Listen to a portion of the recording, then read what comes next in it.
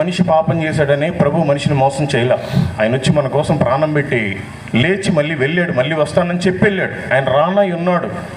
కాలము సంపూర్ణమై ఉన్నది, సమయం గతించిపోతున్నది. కానీ మనం ఏం చేస్తున్నాం? ఆయన చెప్పాడు, మీరు అందరినీ సిద్ధపరచండి, సర్వలోకానికి వెళ్ళి సర్వసృష్టికి సువార్తను ప్రకటించండి అని చెప్పాం.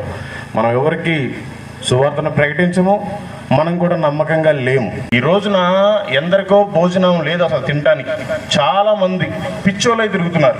మనకి మంచి మైండ్ సెట్ ఇచ్చాడు, కానీ మనం దేవుడి పని చేయట్లా.